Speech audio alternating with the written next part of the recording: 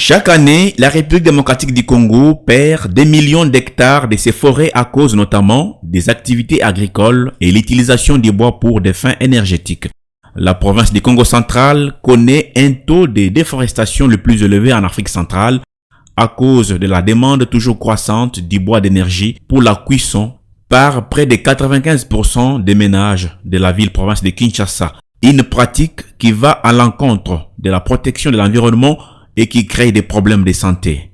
En novembre 2021, à marge de la COP26 tenue à Glasgow, la République démocratique du Congo et le Royaume-Uni avaient signé un accord du renouvellement du partenariat sur l'initiative pour les forêts de l'Afrique centrale pour une période de 2021 à 2031. La RDC s'était donc engagée à réduire la part du bois d'énergie pour la cuisson de 50% d'ici 2031.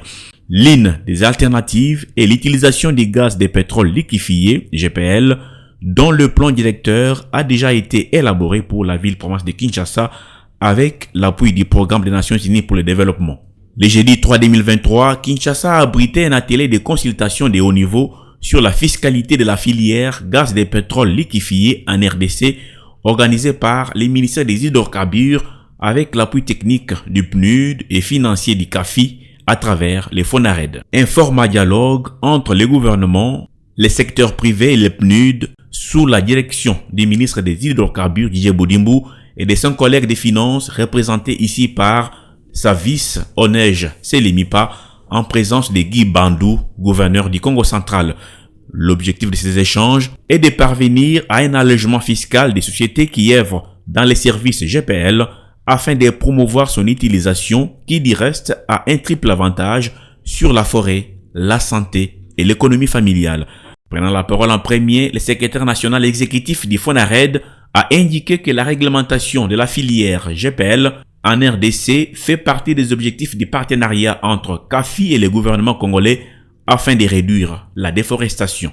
Les recommandations issues du plan directeur GPL pour la ville de Kinshasa établissent que l'exemption de droits d'entrée ainsi que de la TVA permettrait de baisser sensiblement le prix du GPL offert sur le marché national.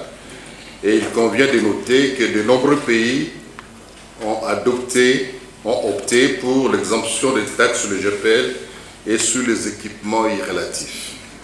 À notre humble avis, le but ultime de cette consultation, au-delà de la création du cadre réglementaire adéquat, et de stimuler l'appropriation des défis développement d'un marché national du GPL. Pour les représentants résidents du PNUD, l'allègement des fiscalités dans la filière des GPL en RDC contribuera non seulement à la création de l'emploi, mais également suscitera l'intérêt des investisseurs privés dans les secteurs pour que les gaz soient disponibles dans les ménages. Ce dialogue de haut niveau sur la fiscalité du gaz de pétrole liquéfié, donc en fait le gaz de cuisson, le gaz qu'on utilise à la maison pour faire la cuisine.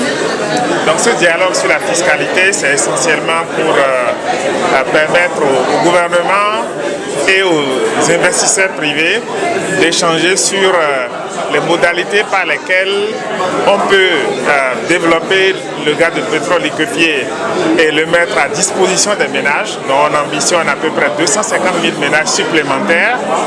Et pour le faire, il faut bien sûr avoir des paquets d'incitation pour permettre au secteur privé d'investir lourdement, mais permettre que l'investissement aussi contribue à rendre le gaz disponible et moins cher pour les ménages. Et quand on parle aussi de la disponibilité du gaz, c'est aussi la possibilité de sensibiliser les ménages sur l'utilisation du gaz de pétrole liquéfié. Les gens ont peur de ça généralement, alors que ce n'est pas si dangereux que ça, c'est plutôt utile et ça contribue à préserver l'environnement et à constituer un élément de substitution au bois énergie qui en fait contribue à détruire les forêts. Vous savez que la RDC se positionne comme un pays solution dans le débat climatique dans le monde et dont la RDC veut préserver ses forêts aussi pour contribuer donc à préserver la planète, étant donné que le bassin du Congo, c'est le poumon de la planète. Et nous sommes très heureux d'avoir aujourd'hui le gouvernement autour de la table, d'avoir aussi les investisseurs, le secteur privé autour de la table. Et c'est à travers ce dialogue qu'on va pouvoir obtenir le régime fiscal qui est adapté, permettre d'investir, mais également permettre la disponibilité du gaz pour les ménages ici. Présent à cet atelier, le gouverneur du Congo central s'est dit très flatté de sa participation et a sollicité l'accompagnement du PNUD de CAFI pour réduire sensiblement la déforestation dans sa province. La province du Congo central, qui est voisine à la capitale, Kinshasa, est l'une des provinces qui subit de plein fouet le déficit énergétique de la ville de Kinshasa. Et donc pour pouvoir compenser le déficit énergétique des habitants de Kinshasa, on parle autour de 16 millions. Il y a une très forte pression qui est exercée au niveau de la province. La province du Congo central a aujourd'hui l'un des taux de déforestation les plus élevés de l'Afrique centrale.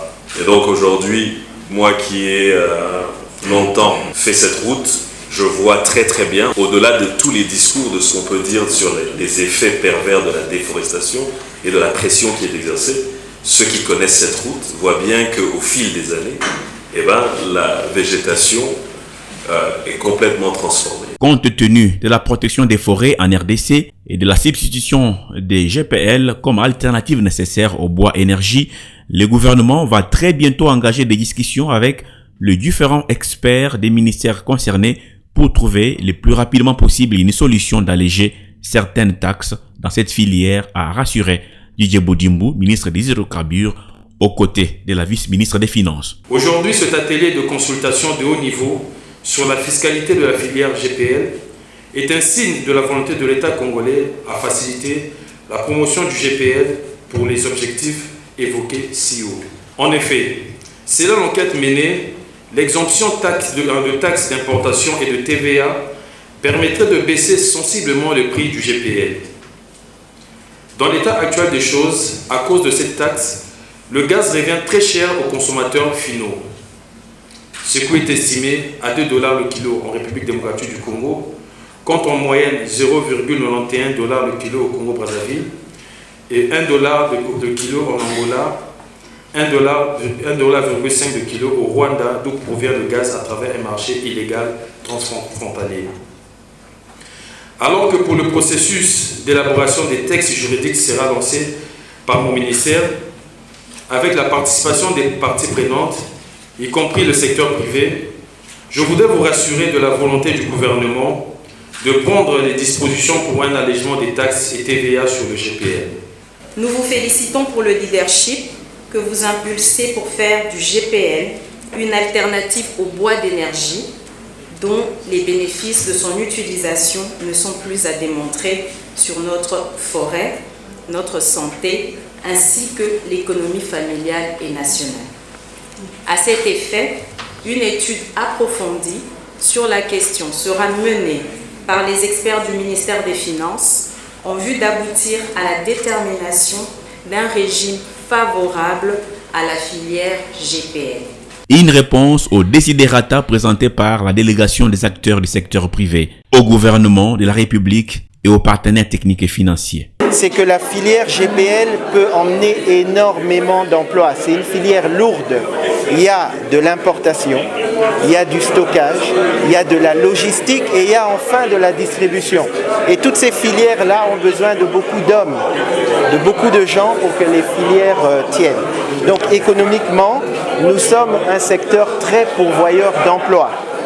Et enfin, dans le secteur de l'énergie, le fait que le GPL prenne la place en réalité du charbon de bois ou de l'électricité, ça peut permettre que même les délestages soient beaucoup plus disparaissent. Pour nous, nous nous sentons vraiment satisfaits de cet atelier parce que nos autorités commencent maintenant à prendre conscience de l'utilisation, de l'importance de ces produits dans l'utilisation dans nos ménages en fait.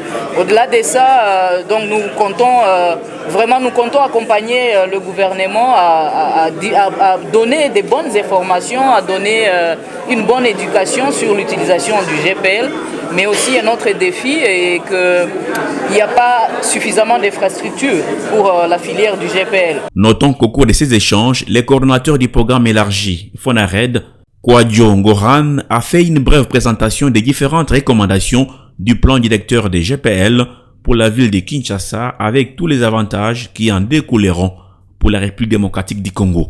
Il faut noter que le programme de consommation durable et substitution partielle du bois énergie est mis en œuvre conjointement par les PNUD et l'IN-CDF sous le financement des CAFI pour une durée de 4 ans.